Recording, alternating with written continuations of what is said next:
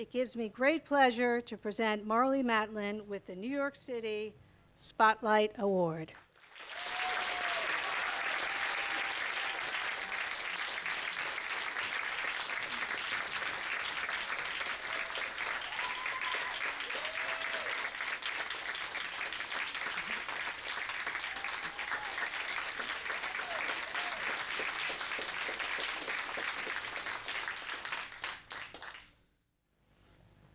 Wow. And this I don't need. I have my interpreter for that, and I think I pay him well, too. Hello, New York City. I love New York. And thank you, Kai, for that lovely introduction.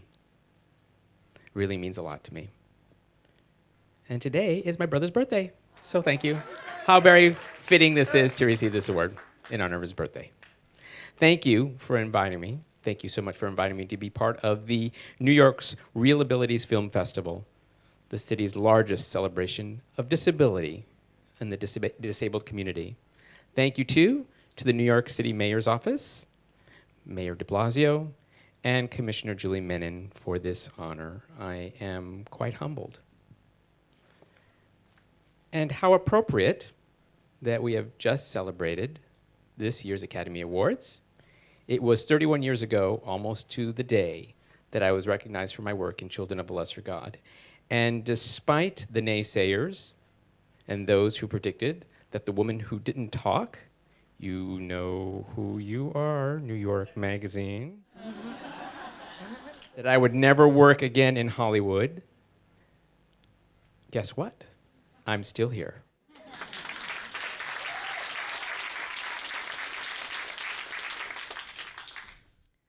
What a groundbreaking moment. It was the first time that an Academy Award in a major acting category went to a woman who was deaf, and only the second time in history to a person with a disability. As we all know, the first time was to the actor Harold Russell for his magnificent performance in 1946's The Best Years of Our Lives. Though Harold's film and Children of a Lesser God were separated by over 40 years, they shared a very similar distinction. Both films authentically portrayed the characters that both Harold and I played. We also shared the distinction of being virtual unknowns, and yet we received Hollywood's highest honor for our very first film. You know, many times over the years, I've been asked, why is it that it took 40 years since Harold's win for another actor with a disability to collect an Oscar? And why, since my win, no other actor with a disability has been represented in a leading role in a feature film? And the answer to the first part, I think it's pretty easy. It would be 20 years after The Best Years of Our Lives, when it came out in America, to legislate equality and civil rights to people of color. Another 15 years after that, to legislate equal rights for people with disabilities, and then another 30 years after that to the LGBTQ community. So it would hardly be surprising that diversity and authenticity would not be reflected in that entire span of 40 years.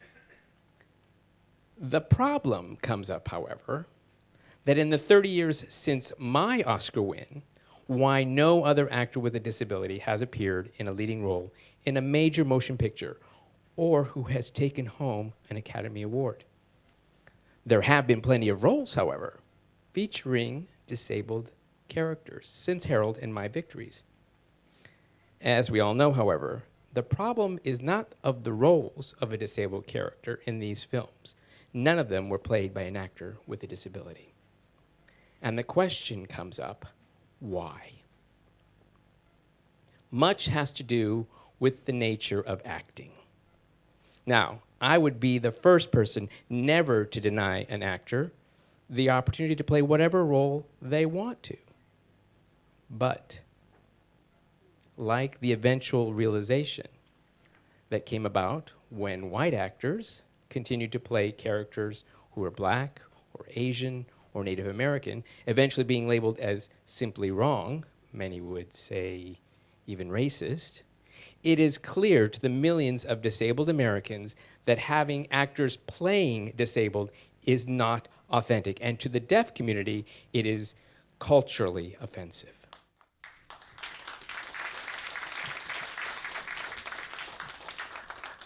Yet, it appears that some in Hollywood continue to ignore the fact that actors with disabilities should be given the opportunity to play roles that represent our challenges.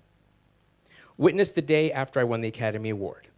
On the morning of what was my biggest high, the fact that I had been recognized and humbled with Hollywood's ultimate achievement, I had to read in the column of a very well-known journalist that I didn't deserve the Oscar simply because I was a deaf person in a deaf role. So how is that considered acting? Listen to this. He went on to so far as to say that I won the award out of pity. That was in one of his columns. He wrote that. Though you'll never hear me using the H word ever when referring to people with disabilities, I have to be honest, that was the first time in my life that I really felt handicapped, and I hated it. Even as recently as 2016, when the Academy of Motion Picture Arts and Sciences responded to the Oscars So White protest by opening its membership ranks to a more diverse community, no mention was made regarding representation for America's largest minority, the community of people with disabilities. None.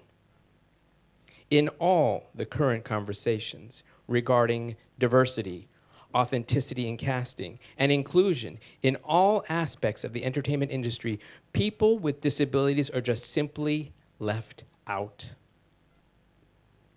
You know, every time I walk into a set on a film or a television show, I think about how truly amazing it is that film and television can still make billions of people laugh, cry, scream, and even see the world in a whole new light, shape our views, create fantastical worlds, take us on incredible journeys, and present us with characters we might never have seen otherwise or ever imagined in our wildest dreams. But there are still stereotypes, and even more distressing, scant representation by one of America's largest minorities, people with disabilities. In the United States alone, though 56 million people have a disability, 35 million of whom are deaf or hard of hearing, only 0.9% of characters in film and television are represented as characters with a disability. And of this 0.9%, only 5% are played by people who actually have a disability. How crazy is that? Fortunately, thanks to greater awareness and greater access, we are creating roles ourselves through streaming media available everywhere on the internet. Change is happening.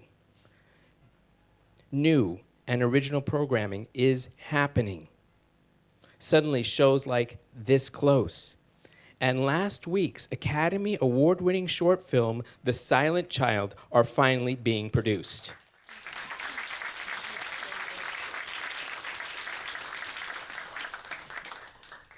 And this year, I'm proud to join ABC's Quantico, filmed right here in New York City, featuring a role of an FBI agent who happens to be deaf, played by me.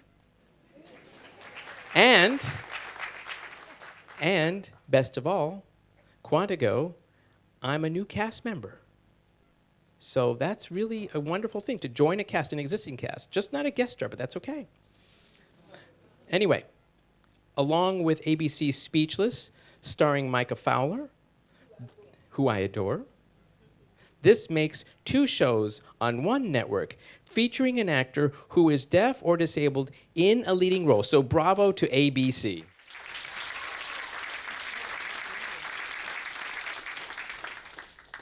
And if you want to write to ABC and let them know and say thank you, please do. Great work, do it. As I stated at the outset, 31 years after my Oscar win, the statistics are still disheartening. But believe me when I say you will see more of us on more screens, in commercials, in TV. Audiences have told us that they want to see us. In the end, I like to say that though I'm deaf, some may think I live in a world of silence. But believe me, with voices like those you will see in the ReelAbilities Film Festival, exciting and new faces from the deaf and disabled acting community, silence is the last thing the world will ever hear from me and us.